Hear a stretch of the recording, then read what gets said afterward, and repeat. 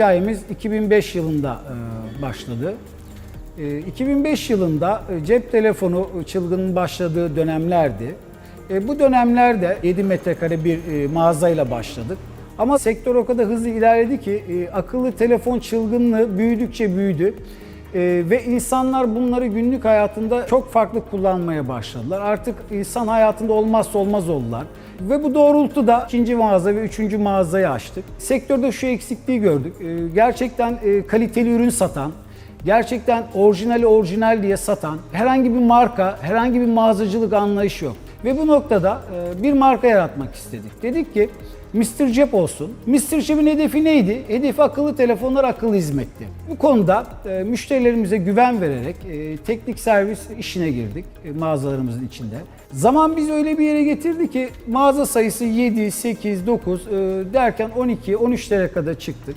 Başarının sırrının paylaşımı olduğunu düşünüyorum. Çünkü kazandıkça paylaştık. Özellikle çalışanlarımızla paylaştık. Ve bu paylaşım bizi disiplin ve takiple beraber buralara getirdi. Geldiğimiz noktada 2019 yılı itibariyle 13 tane cep telefoncu, 3 tane Samsung bayisi olan bir zirve grubu bizler buralara kadar getirdik. Neden Nebim? Süreci size şöyle anlatayım. Bizim firma olarak büyüme sürecimiz tıkandı. Nasıl tıkandı? Bu maddi olarak değil, sistem olarak, takip olarak gerçekten çok zorlanmaya başladık. Dedim ya, bize başarıyı paylaşım getirdi. Paylaşmam için benim günlük hesap yapabilmem lazım. Aylık hesap yapabilmem lazım. Artık cirolarımız yükseldi. Bir yandan e-süreçler, e-finans, e-fatura tabii bizim uzak olduğumuz şeyler. Ama şunu gördük ki sistem kullanan, sistemle beraber firmaların çok daha hızlı büyüdüğünü, maliyetlerini düşürdüğünü ve analizlerini geleceğe dönük daha iyi yapabildiklerini gördük. Dedik ki biz perakende sektöründeyiz. Araştıralım. Dünyayı yeniden keşfetmeye gerek yok. Araştırdık. Nebim nedir? Nebim neye hizmet eder? Nebim'in ön sayfasına girdik. Ben özellikle bizzat çok araştırdım.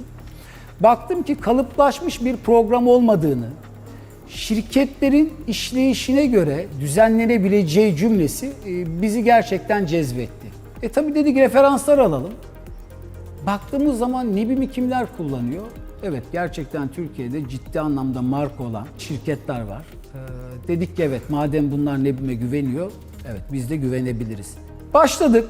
Tabii ki çok zorluklar, çok sıkıntılar çektik. Çünkü dediğim gibi biz program dili bilmeyen, mesela SQL dendiği zaman acaba ne bilmediğimiz için bazı zorluklar yaşadık tabii ki. Ama burada şunu gördük. Nebim evet doğru bir programdı bizim için. Ama Nebim'in içinde çalışan yazılım ve destek ekibinin işte doğru olması aslında bu bizi programda çok iyi yerlere ve başarıya getirdi. Diğer perakende şirketlerinden farkımız neydi? Normal dünyada belirlenmiş, kalıplaşmış maliyet sistemini kullandıklarını gördük. Tabii biz anlık karlılıkla yürüttüğümüz için işlerimizi bize bu yeterli olmadı.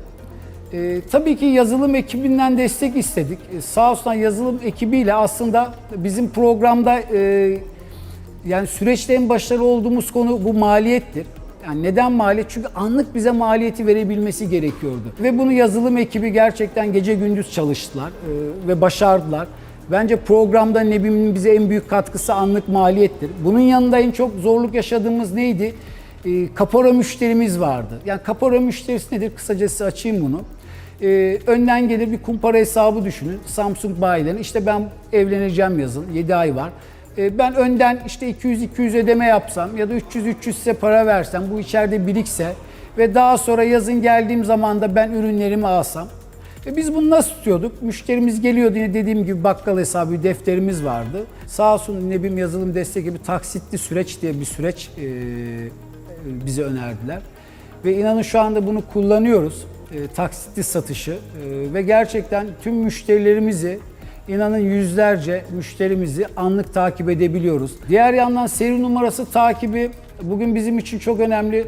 Çünkü bizde hani ilk giren son çıkan bu tarz tabirler bize çok uzak. Biz her üründe sattığımız net karlılığı görmemiz gerekiyor.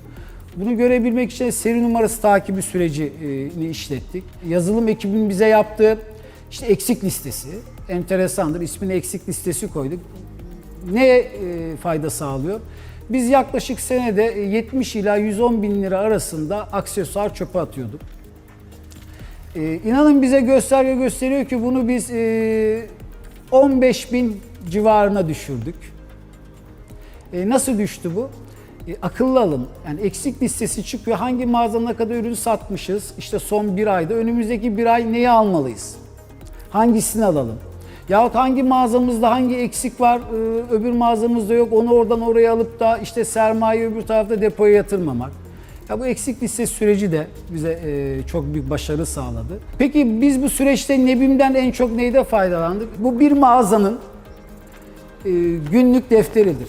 Nebim'i kullanmadan önce günlük her mağazamızda tuttuğumuz satışlardır. Peki geldiğimiz nokta nedir? Geldiğimiz nokta budur. Bu noktada geçen aydan devredenler, satılanlar, karlar, bankadaki paralar, borçlar ve alacaklar. Yani saatlerce, her gün saatlerce uğraştığımızı ayda 15 dakika içerisinde raporlu bir şekilde önümüze sunuyor. Biz bu projeye başladığımız zaman çok büyük zorluklar çektik. Dediğim gibi aynı dili konuşmuyorduk. Acaba olacak mı, olmayacak mı? Çok büyük tereddütlerimiz vardı. Bir noktaya geldikten sonra asist yazılımla tanıştık. Gerçekten şu anda öyle bir noktaya geldik ki daha nasıl hızlı büyüyebiliriz? Sistemi daha nasıl geliştirebiliriz? Yani hayallediğimiz birçok proje var. Yavaş yavaş sindire sindire gidiyoruz. Ben inanıyorum ki hızlı ilerleyen e-ticaret dünyasında, globalleşen bir dünyada asist yazılımla Nebim'le beraber yapacağımız çok proje var diye düşünüyorum.